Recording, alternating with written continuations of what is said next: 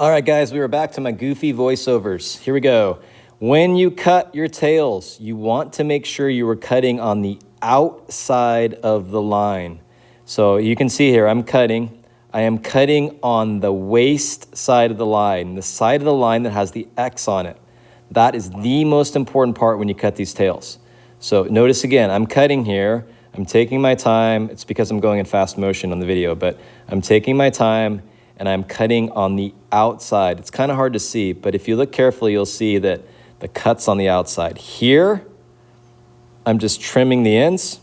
So I'm going back where I made those X's and I'm cutting right on the line or right next to the line on the waist side of the line to remove the edges there. You always want to cut on the waist side. Okay, this part's interesting. I'm going to take a coping saw now and I'm just going to rough out my cut on the inside. I'm going to hog that wood out. If you look carefully at it though, you're going to see I did not cut it on the line. I actually stayed a ways away from the line. That's really important. Don't try to cut it right on the line with the coping saw. You will not be able to get an accurate cut. Instead, what you're going to do is take the piece of wood and you're going to clamp it down to the table. Okay, you can use one of the nice hold down clamps we have in the shop.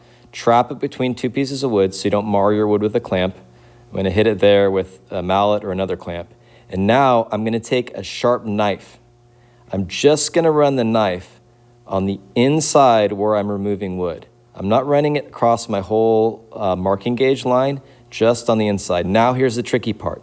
I'm slowing the speed way down so you can see what I'm doing. So I'm going to take the chisel. I'm going to hold the chisel with two hands and I'm just cutting in to make a little indent against the line that I cut. I'm creating a little shoulder there with the chisel to make an indent. Then I can line up my chisel with that edge, with the flat side of the chisel, and then I can strike it with a mallet. When I do this, I'm only going to cut halfway through though, not all the way through.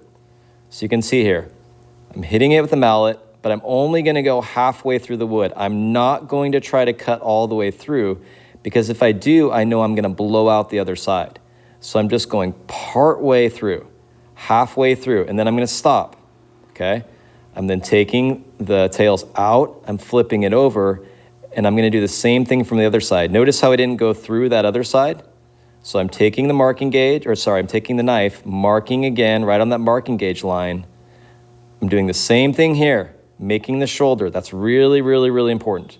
Okay, then I'm going to take the chisel, I'm setting the flat side against, and now I'm going halfway through. When I do that though, it should actually break it all apart because I've already gone through the other side. It's really important you follow those steps. You might want to watch that again actually. Okay, you can see once I've done that, I should have a nice crisp line and I should have tails that were cut straight. The cut should be on the outside of the line. In fact, if you look at that one on the left, you can see I got a little carried away, but you want to be outside the line.